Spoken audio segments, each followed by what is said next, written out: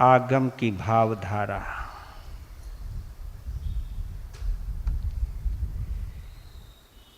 इस नश्वर संसार में एकमात्र सहारा।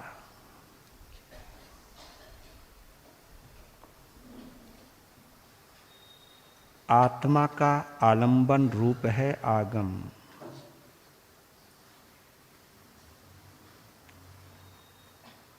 आगम के सहारे हम आत्मा को जानते भी हैं, आत्मा को पहचानते भी हैं।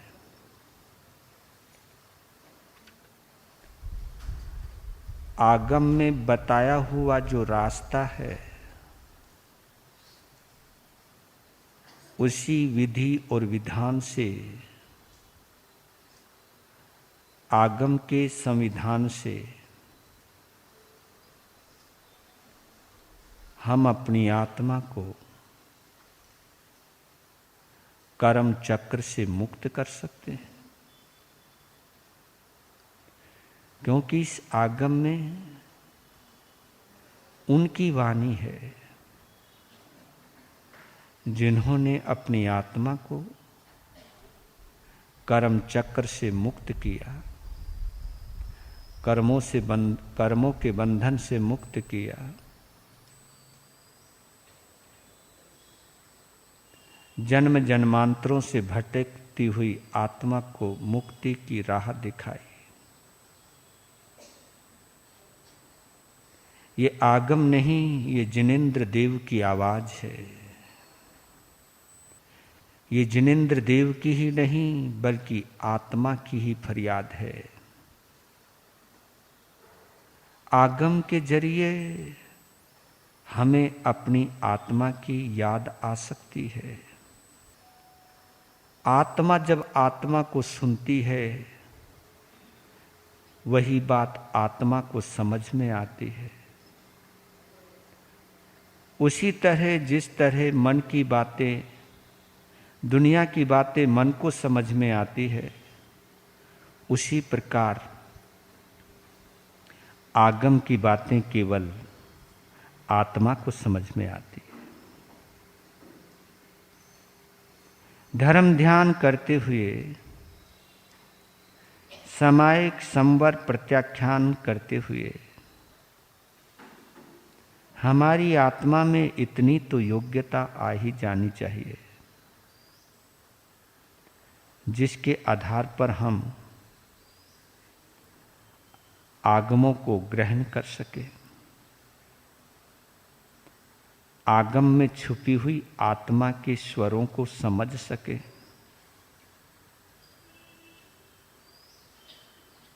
जिनवाणी का पान करते हुए प्रभु की वाणी का अनुभव कर सके। और जो भी ये अनुभव करता है वह वास्तव में सौभाग्यशाली है। आप लोग उन सौभाग्यशालियों में हो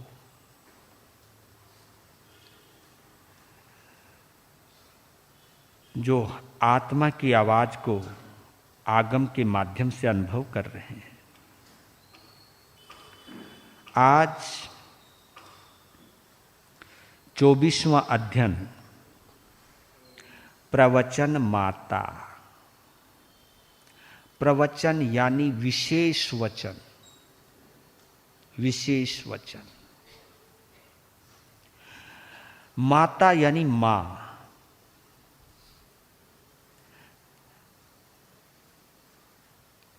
मां ही जानती है बच्चे को किस तरह संभालना है। मां जब एक बच्चे को जन्म देती है, जब तक वो खाने कमाने लायक, पीने लायक नहीं होता, तब तक वो अपना ही जिस्म में बना हुआ आहार उसे प्रस्तुत करती है।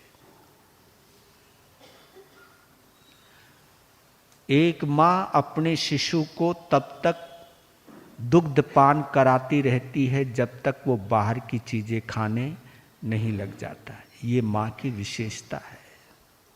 इसलिए मां को जन्मदाता ही नहीं बल्कि जीवन दाता भी कहते हैं।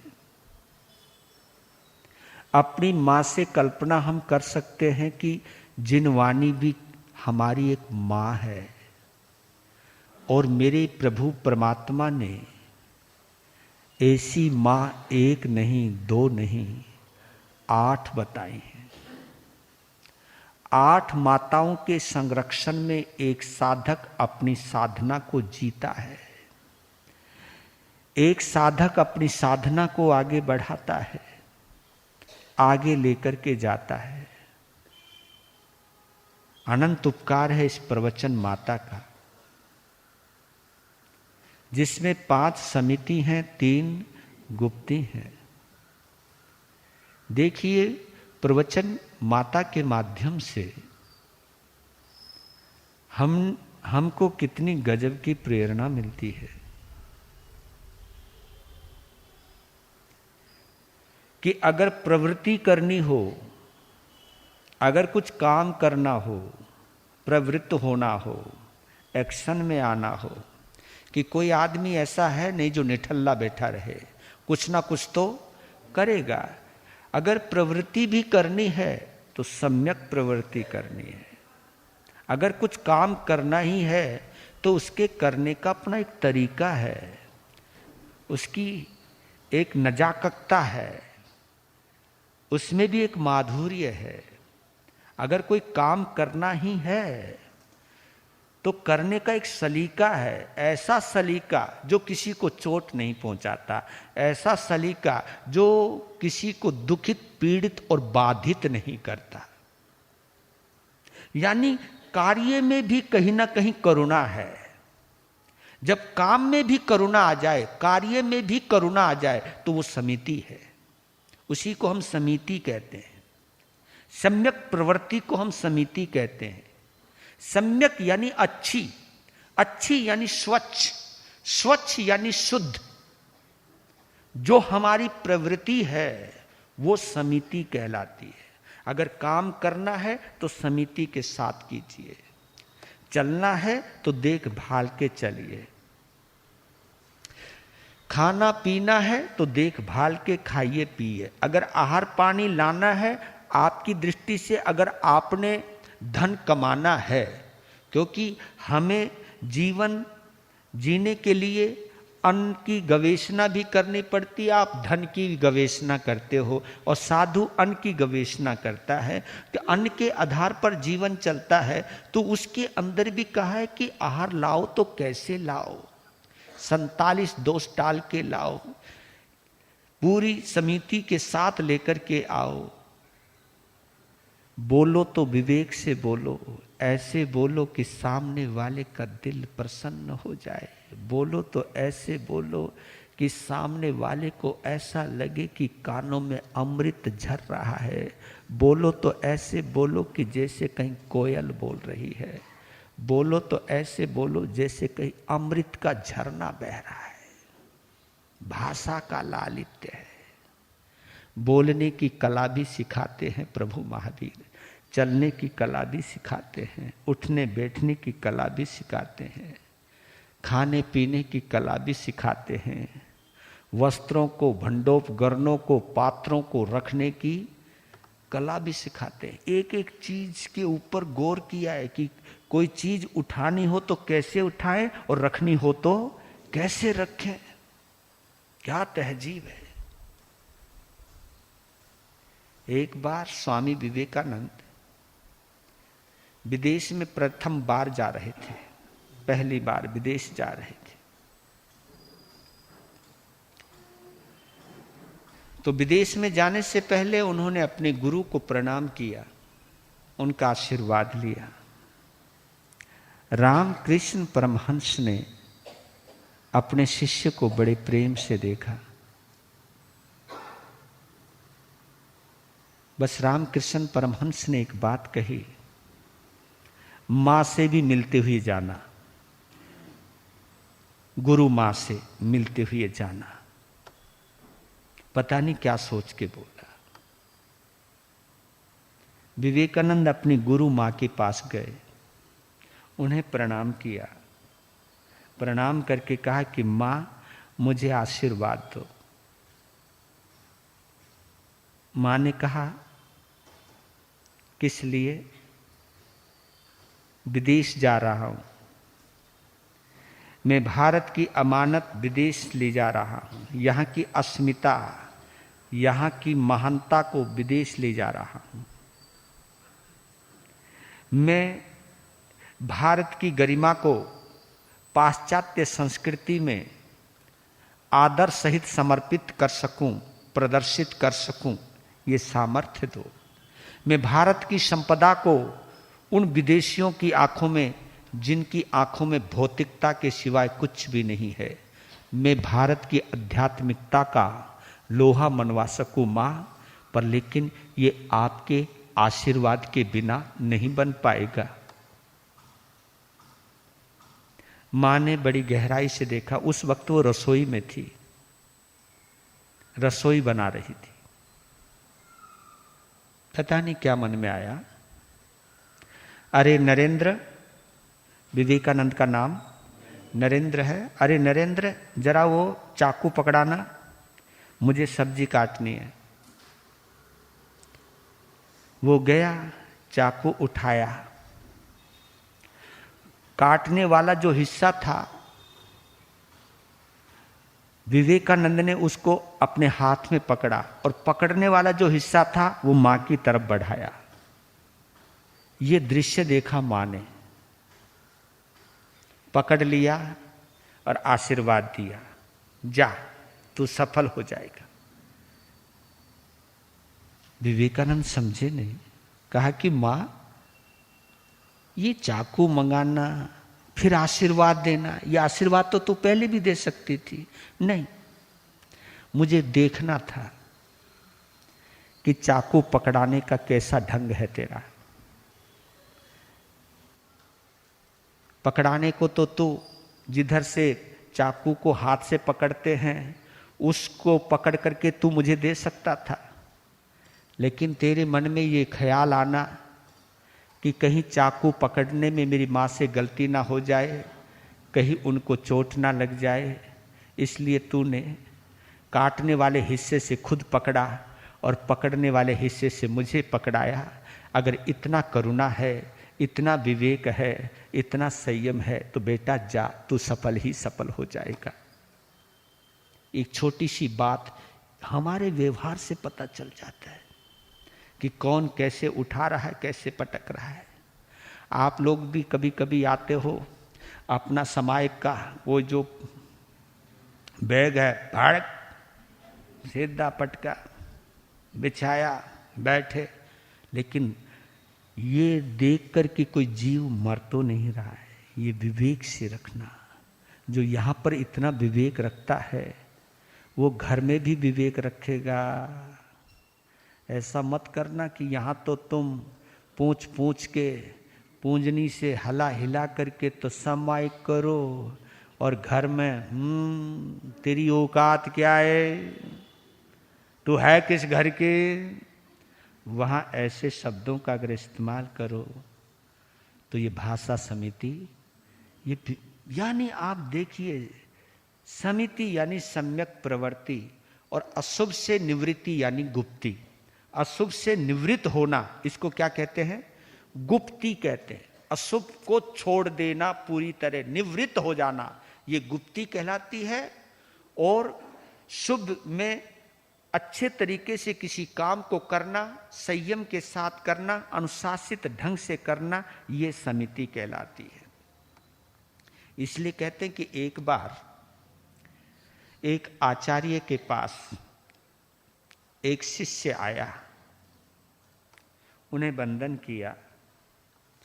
उसकी एक जिज्ञासा है, आचार्य के समक्ष बोला कि धर्म क्या है। एक क्वेश्चन है, धर्म क्या है। इस श्लोक के अंदर क्वेश्चन और आंसर दोनों ही है। बड़ा सुंदर दो पंक्तियां हैं, अच्छी लगी, आपको सुना रहा हूं। सत्यम धर्मस्य किम नाम जिज्ञासितमिदं मम जिज्ञासितं मम अशुभेन शुभस्यायं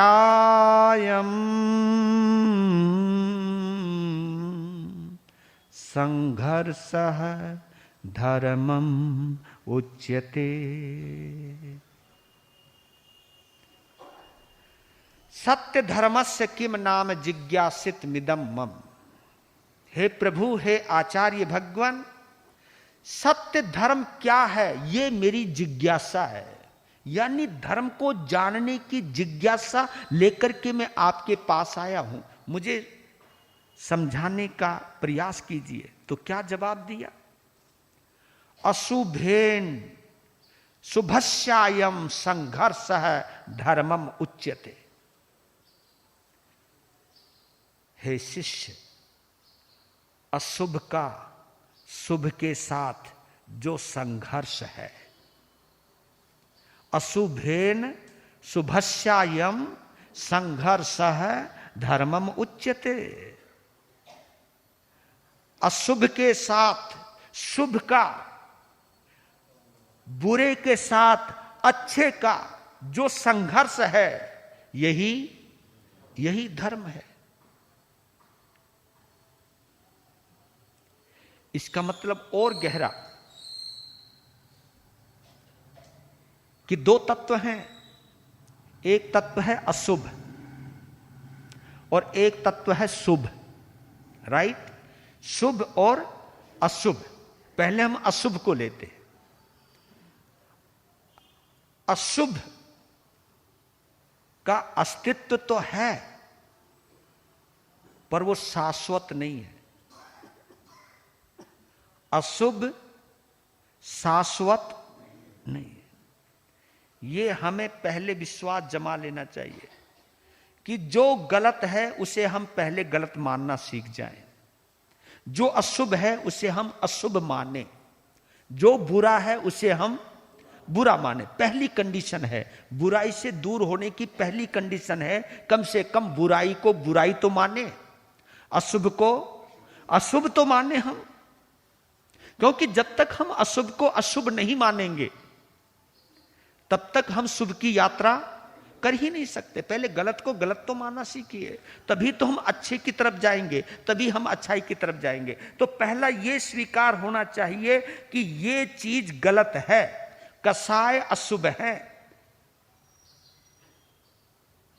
विषय अशुभ है, राग द्वेष अशुभ है, 18 पाप अशुभ हैं।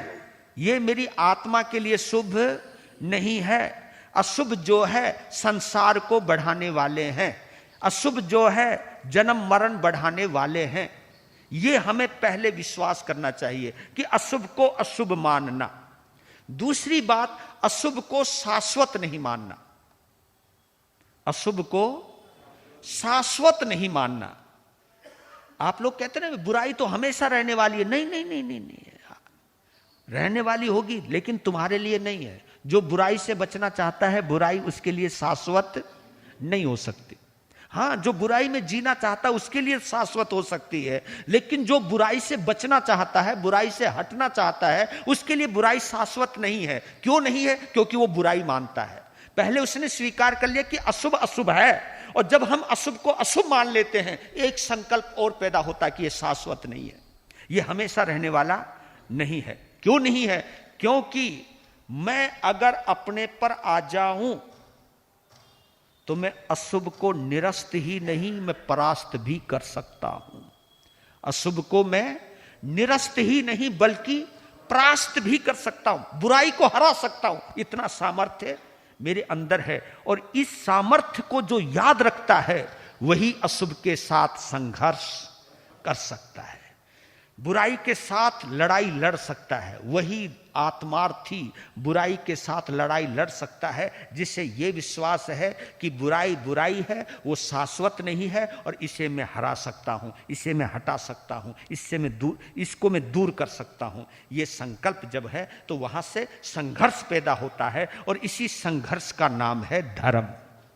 इसी को तो धर्म कहते हैं। तभी तो मैं आप लोगों को कहता हूं कि धर्म स्थान में आकर के समाय करना ही जरूरी नहीं है। धर्म स्थान धर्म करने के लिए नहीं बना है। हाँ, ये जरूर बतला देता हूं आपको, ये मैंने पहले भी बोला था, याद होगा। धर्म स्थान धर्म करने के लिए नहीं बना है, पाप से निवृत्त होने के लिए बना है। पहले हमारा संकल्प होना चाहिए कि धर्म स्थान में जाऊंगा तो पाप से निवृत्त होऊंगा। धर्म करने पे जोर नहीं रखना, बल्कि पाप से निवृत्त होने पर जोर रखना है। जो भी मेरे अंदर बुराई है, जो भी मेरे अंदर अशुभ है, उसे दूर करना है। तभी में फायदा है धर्म स्थान में जाने का, तभी फायदा है जनवाणी सुनने का, तभी फायदा है सत्संग में जाने का, कि कम से कम कोई बुराई तो छोड़ करके आऊं, कोई बुराई का त्याग करके तो आऊं। बताओ, ये धर्म स्थान बुराइयों का डस्टबिन है, डस्टबिन है ये, इसको बुरा मत समझना। ये धर्म स्थान गंदगी का डस्टबिन है। तुम अपने घरों के अंदर डस्टबिन रखते हो, लेकिन ये वो डस्टबिन है जिसके अंदर आपको अपनी गंदगी डालनी है, डालनी है। तभी आप धार्मिक कहला सकते हो। बस धार्मिक कौन? जो अशुभ से शुभ की ओर जाना चाहता है, उसको हम क्या कहते हैं? धार्मिक। जो धार्मिक वो जो पाप को छोड़कर धर्म की ओर बढ़ना चाहता है, वो भी दिल से, हाँ, ऊपर से नहीं, वो भी मन वचन काया से। Very good. कई लोग कहते हैं व्हाट इज द लाइफ, जिंदगी क्या है। कई लोग कहते हैं कि महाराज ये कौन सा धर्म है, बस ढंग से बोलो, ढंग से बैठो, ढंग से खाओ, ढंग से पियो, ढंग से रखो। ये कोई धर्म है क्या? इतना आसान है क्या धर्म? इन्हीं के अंदर रह गया धर्म। लेकिन हाँ है। लेकिन मैं आपसे ही पूछना चाहता हूं, आपकी जिंदगी से और हम अपनी जिंदगी से 3 चीजें निकाल दो, बचेगा क्या? अगर हम अपनी जिंदगी से शरीर को निकाल दें, यानी काया को निकाल दें, वाणी को निकाल दें और मन को निकाल दें, तो जीवन में बचेगा क्या? जीवन में शेष क्या रहेगा? कुछ भी तो नहीं। जीवन का मतलब क्या समझते हो? ये शरीर, ये मन और ये वाणी, यही तो जीवन है। और है क्या? इनकी गलत प्रवृत्ति, इनका गलत अभ्यास संसार है, और इनकी सम्यक प्रवृत्ति धर्म है। और ये सम्यक प्रवृत्ति हमें मुक्ति की तरफ लेकर के जाती है। ये आपको समझना ही है, जानना ही है। आगम के माध्यम से, प्रवचन माता के माध्यम से आपको यही प्रेरणा देना चाहता हूं कि हम शुद्ध बने, मेरी काया शुद्ध बने, मेरी वाणी शुद्ध बने, मेरे मन शुद्ध बने, मैं बस अशुभ से शुभ की ओर जाऊं। इसी को ही तो कहते हैं मृत्यु से अमृत की ओर जाना। इसी को कहते हैं असत्य से, ये जो मैंने बोला था ना, अशुभ असत्य ही होता है, या असत्य जो है वो अशुभ ही है, वो शाश्वत नहीं है। अगर शाश्वत होता तो हम कभी भी नहीं कहते सत्य असत्य से सत्य की ओर जाए। तो अगर हम अंधकार से प्रकाश की ओर जा रहे हैं, असत्य से सत्य की ओर जा रहे हैं, मृत्यु से अमृत की ओर जा रहे हैं। मुक्ति का मतलब जानते हो? अमृत, शुद्ध अमृत। वहां जन्म मरण है ही नहीं, इसलिए उसको क्या कहा? और आपको मालूम होगा अनुत्तर गति, उसका नाम एक और है। मुक्ति का एक नाम है, कौन सा? अनुत्तर गति। जो हम बोलते ना, चैता भारम वासम चक्रवट्टी मही ढियो संति संति करे लोय पत्तो गई मनुत्तरम। गई यानी गति, गतिम अनुत्तर गति। अनुत्तर गति, मुक्ति को अनुत्तर गति कहा है। अनुत्तर गति यानी वहां जाने के बाद जहां कोई उत्तर ही नहीं रहता, अनुत्तर, वहां कोई जवाब नहीं है।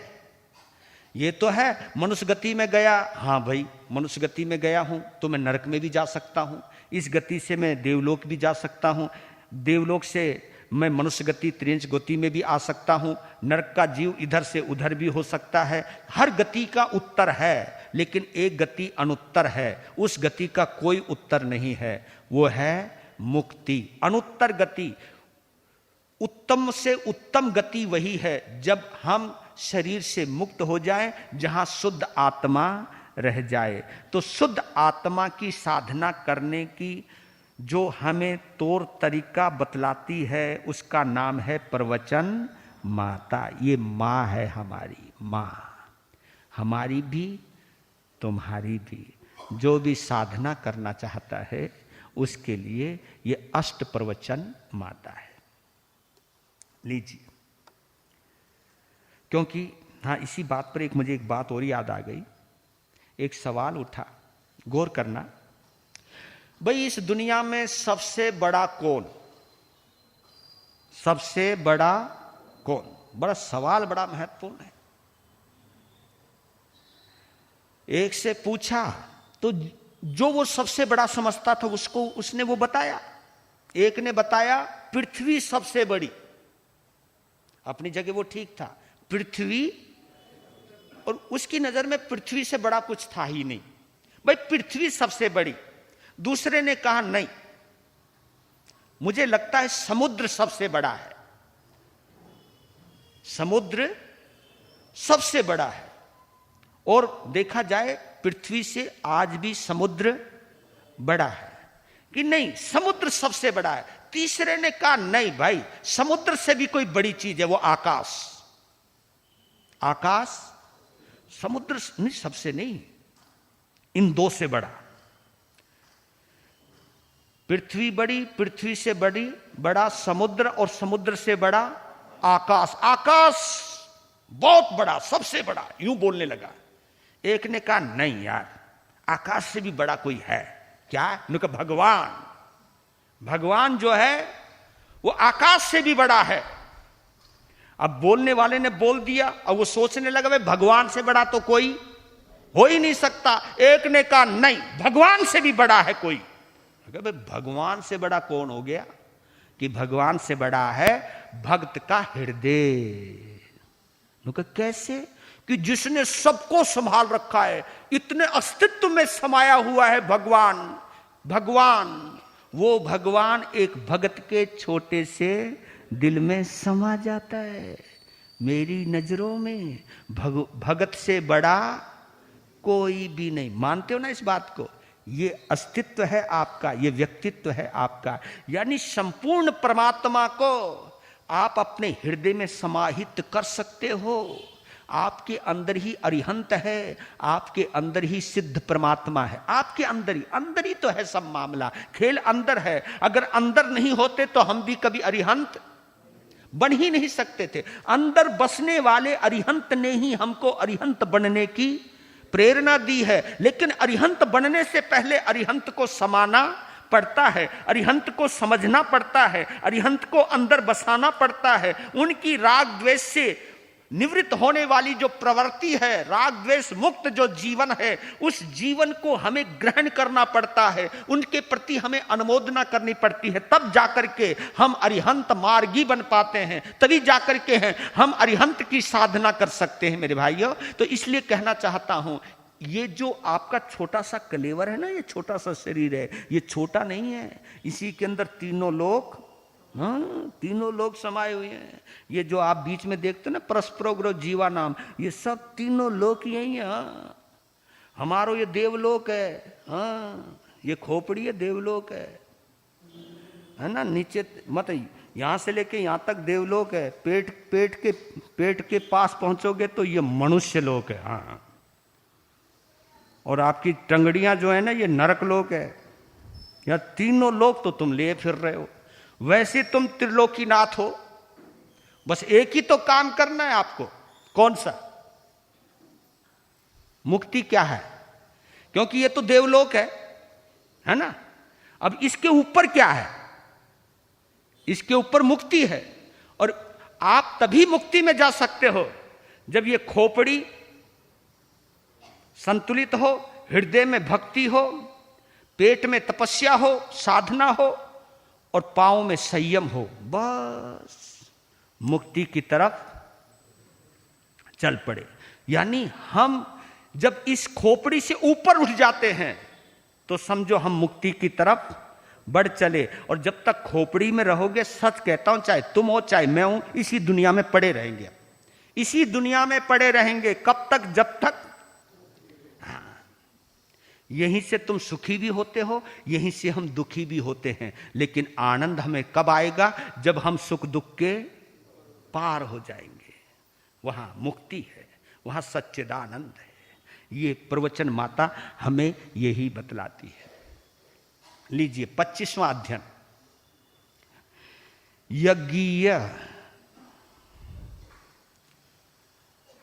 यज्ञ की परिभाषा और ब्राह्मण की परिभाषा भगवान महावीर ने इस अध्ययन के माध्यम से दो भाइयों के बीच की जीवनी को लेते हुए की है।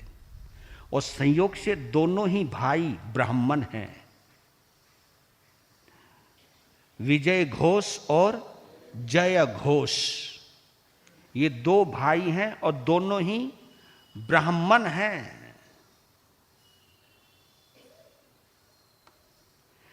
चार पंक्तियां एक बार दोहराता हूं, फिर आगे चल लेता हूं थोड़ा।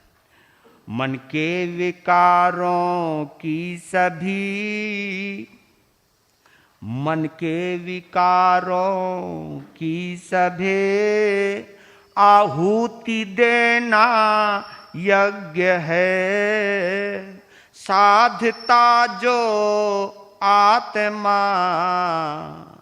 यज्ञार्थी वो तत्वज्ञ है। ब्रह्मवर्त से ब्रह्म होता, ब्रह्मव्रत से ब्रह्म होता। श्रमण है समभाव से, शूद्र और क्षत्रिय होते कर्म के अनुभाव से, कर्म के अनुभाव से। मन के विकारों की सभी आहुति देना यज्ञ है। जो मन के विकारों की आहुति दे देता है अपने भाव यज्ञ में, धर्म के यज्ञ में, साधना के यज्ञ में, सामायिक के यज्ञ में, संवर के यज्ञ में, पोषद के यज्ञ में, 12 प्रकार की तपस्याओं की यज्ञ के अंदर जो अपने विकारों की, मन के विकारों की जो आहुति, जैसे बोलते ना स्वाहा स्वाहा। अब स्वाहा करते करते तो कभी उसमें हम कुछ तिनके डालते हैं, कभी घी डालते हैं, कभी आग डालते हैं, पता नहीं क्या क्या डालते रहते हैं। लेकिन भगवान ने कहा भाई ये तू चीजें कब तक डालता रहेगा, कब तक डालता रहेगा? डालना है तो इसमें डाल जा। क्रोध स्वाहा, अभिमान स्वाहा करा करो, समायिक में बोला करो थोड़ी दूर। लगे तो सही, हाँ यहाँ पंडित और पंडितानियां बैठी हैं, लगे तो सही ब्राह्मण और ब्राह्मणियां बैठी हुई हैं, लगे कुछ जमना चाहिए मामला कि यहां पर भी कोई छोटी मोटे चीज नहीं, यहां यज्ञ चल रहा है। क्रोधम स्वाहा, अभिमानम स्वाहा, माया स्वाहा, राग द्वेष स्वाहा। ये असली यज्ञ है। इस यज्ञ की प्रेरणा दी है मेरे प्रभु महावीर ने कि जब तक तुम ये यज्ञ नहीं करोगे तब तक हम निखर नहीं सकते, संवर नहीं सकते, शुद्ध हो नहीं सकते, ब्राह्मण बन नहीं सकते। क्योंकि ब्राह्मण को हमारे यहां भारतीय संस्कृति में सबसे बड़ा माना जाता है। उसके लिए एक और शब्द का इस्तेमाल किया है, ब्राह्मण को भूदेव कहते हैं। भूदेव यानी धरती का देवता, देव। ब्राह्मण को बहुत सम्मान दिया है। ब्राह्मण पहले कोई कोई होते थे, ब्राह्मण ब्रह्मचारी हुआ करते थे। और ब्राह्मण कोई जात नहीं थी पहले, बाद में ये जाति बन गई। उसी तरह जिस तरह जैन कोई जाति नहीं थी, आज जैन भी जाति बन गए। जैन कोई जात कोई है हमारी। आप कहा कि तुम क्या क्या बात सोचते हो? आप लोग बोलते हो कि जैन एक जाति है, बिल्कुल नहीं है भैया, जैन कोई जाति नहीं है, लेकिन अब जाति बन गई। नहीं भाई हम जैन हैं। जैन तो एक चिंतन है, एक जीने का तरीका है। ब्राह्मण किसको कहते हैं, क्षत्रिय किसको कहते हैं, शूद्र किसको कहते हैं, वैश्य किसको कहते हैं, पूरा ब्यौरा दिया है इस यज्ञ अध्ययन के अंदर। बात कहाँ से शुरू हुई कि एक बार बनारस में रहने वाले जय घोष विजय घोष नामक दोनों ब्राह्मण भ्राता युगल अपने यज्ञ क्रिया करते हुए जीवन व्यतीत करते थे। तो एक बार जय घोष ने गंगा नदी में स्नान करने के लिए जब गया तो वहां एक दृश्य देखा। दृश्य भी तो क्या देखा कि एक सांप मेंढक को खा रहा है। एक सांप मेंढक को खा रहा है, मुंह में दबा रखा, और बेचारा मेंढक बाहर निकलने की कोशिश कर रहा है। और संयोग ऐसा हुआ मेंढक उस वक्त एक मक्खी को खा रहा है। मरने को हो रहा है, लेकिन फिर भी जीभ बाहर निकाल के उस मक्खी को पकड़ रखा है मेंढक ने। मेंढक को पकड़ रखा है सांप ने। इतने में आया एक कुरर पक्षी, उसने सांप को पकड़ लिया। अब सांप को खाने के लिए कुरर तैयार है, दबोच लिया है। लेकिन गजब की बात कि कुरर पक्षी सांप को खाने को तैयार है और सांप मेंढक को खाने को तैयार है, मेंढक मक्खी को खाने को तैयार है। जय घोष ने देखा, वाह भाई वाह, यहां जिंदगी खतरे में पड़ी है और ये सब अभी भी खाने के चक्कर में पड़े हुए हैं, एक दूसरे को खाने को चक्कर में पड़े हुए हैं। तो उसने सोचा कि ये माजरा क्या है, ये नजारा क्या है। इस बात को देखते ही उसको वैराग्य हो जाता है। भाई यहां पे तो हर कोई किसी को, तुम लोग भी सोते सोते भी दूध का गिलास चढ़ा के सोते हो। नगा जी आने दे माल। हाँ, खाते खाते कोई गुटखा चबा के खावे, कोई पान दबा के खावे, कुछ ना कुछ।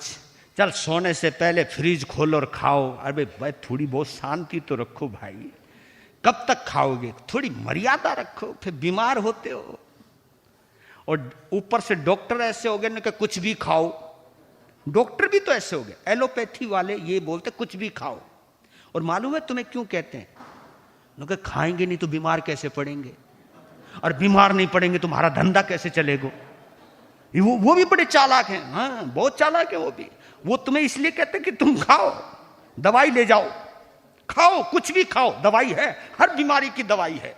पर लेकिन हमारे यहां पर कहा है कि 100 दवा एक परहेज, 100 दवाइयां एक तरफ और एक परहेज, यानी संयम एक तरफ। संयम हर बीमारी का इलाज।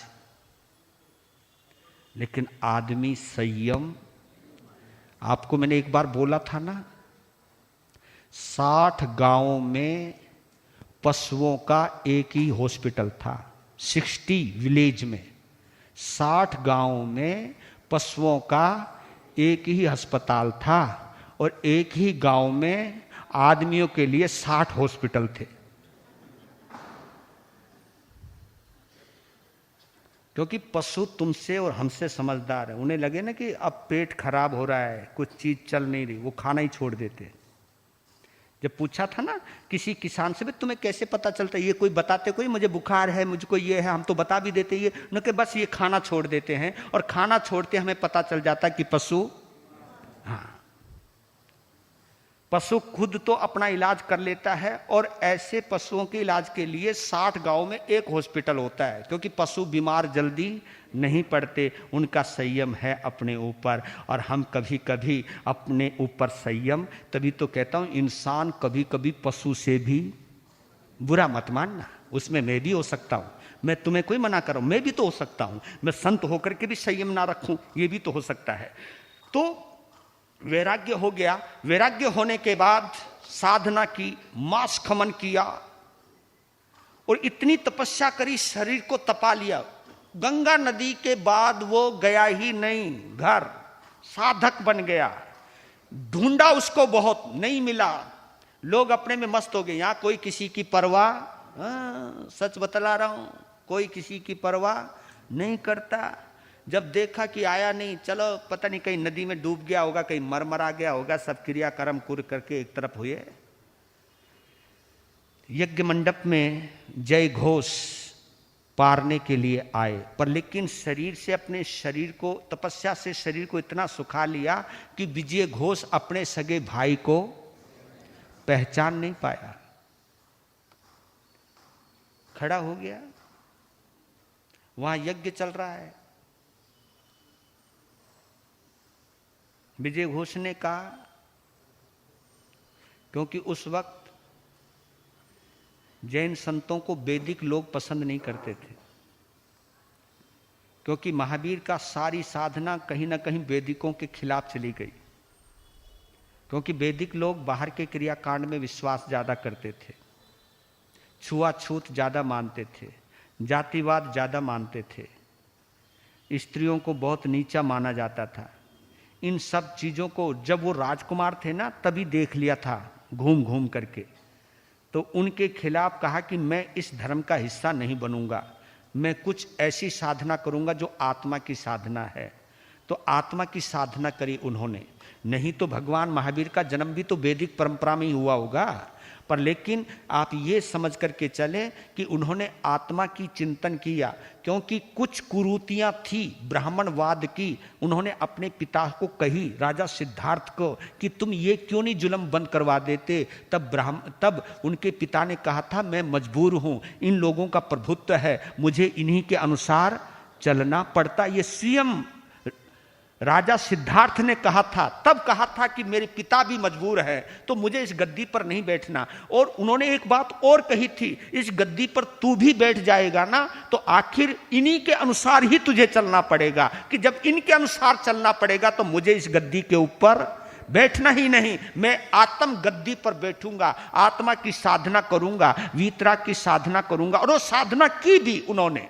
और जातवाद के ऊपर उन्होंने कटाक्ष किया, जातिवाद के ऊपर उन्होंने प्रहार किया कि जहां छुआछूत है, जहां ऊंच नीच है। उन्होंने, भगवान महावीर ने कहीं पर भी ऊंच नीच को नहीं माना। लेकिन ये बीमारी अब तुम्हारे में आई है नहीं आई है, बताना सच। अरे तुम्हारे में क्या, साधु संतों में भी आ गई। साधु संत भी कहने लगे हम ऊंचे हैं, ये नीचे हैं, ये क्रियाहीन, हम क्रियावान हैं। ये ऊंच नीच तो हमारी समाज के अंदर भी आ गई है। लेकिन भगवान महावीर ने क्रिया के आधार पर, जाति के आधार पर ऊंच नीच को नहीं माना। उन्होंने इस बात को माना है, आत्मा के आधार पर चिंतन कीजिए, आत्मग्राही बनिए, आत्मानुरागी बनिए, आत्मा को सचेत करने की, सजाने का प्रयास कीजिए। यह साधना हमारे धर्म की है। तो उस वक्त कहे, तू कौन? भिक्षा नहीं, यहां पर उच्च कोटि के ब्राह्मणों को भिक्षा दी जाती है, उन्हीं का भोजन बनाया जाता है, तेरे जैसे के लोगों के यहां भोजन नहीं है। तब उन्होंने कहा, तू भोजन मत दे, भोजन मेरा कोई प्रयोजन नहीं है। लेकिन तू जानता है असली यज्ञ कौन सा होता है? तू जानता है असली ब्राह्मण कौन होता है? इन सवालों का जवाब विजय घोष नहीं दे पाया। जब विजय घोष नहीं दे पाया सवालों का, तो जवाब कहा कि आप ही बता दीजिए। तो उन्होंने जो जो जवाब दिए कि ब्राह्मण अकिंचन जो होता है, ब्रह्मचारी जो होता है वो ब्राह्मण होता है, जो संभावी होता है वो श्रमण होता है। आपने देखा कि ब्रह्म व्रत से ब्रह्म होता, जिसने आत्मा का व्रत ले लिया हो, जिसने अपनी आत्मा को साधने का व्रत ले लिया, वो ब्राह्मण होता है। शर्मन है संभाव से, और साधु वही है जिसके अंदर संभाव है। बस खेल यहीं पर, महावीर का धर्म यही है। संभाव के बिना हम कभी भी स्वभाव में प्रवेश नहीं कर सकेंगे। अगर हमें स्वभाव में, स्वभाव यानी प्रकृति में, प्रकृति यानी नेचर में, अगर आत्मा के स्वभाव में प्रवेश करना है, तो हमें सबसे पहले संभाव, और संभाव से पहले, हाँ, क्योंकि संभाव आज तो मुश्किल है, लेकिन एक चीज मुश्किल नहीं है, उसका नाम है सद्भाव। सद्भाव, सद्भाव यानी अच्छे भाव, किसी के लिए अच्छे भाव रखना, कल्याण के भाव रखना, प्रेम के भाव रखना, मैत्री के भाव रखना, ये तो कोई मुश्किल नहीं है। क्योंकि बिना सद्भाव के संभाव नहीं और बिना संभाव के स्वभाव नहीं। हम स्वभाव की साधना नहीं कर पाएंगे, ये याद रख लेना। तो जब ये व्याख्या सुनी, इतना प्रभावित हुआ विजय घोष, उसने जय घोष की शरण ग्रहण करी और जिन धर्म में दीक्षा धारण करी, और दोनों भाइयों ने वो साधना करी, अष्ट कर्मों को नष्ट करके मुक्ति के अंदर चले गए। ये कहानी इसकी है पूर्ण। वीर नाम के हीरे मोती, गुरु नाम के हीरे मोती, मैं बिखराऊं गली गली, ले लो रे कोई राम का प्यारा, शोर मचाऊं गली गली, ले लो रे कोई गुरु का प्यारा, शोर मचाऊं। दौलत के दीवानों सुन लो, एक दिन ऐसा आएगा, धन दौलत और महल खजाना यहीं पड़ा रह जाए, हो धन दौलत और महल खजाना यहीं पड़ा रह जाएगा। सुंदर काया मिट्टी बनेगी, सुंदर काया मिट्टी बनेगी, चर्चा होगी। ले लो रे कोई राम का प्यारा, शोर मचाऊं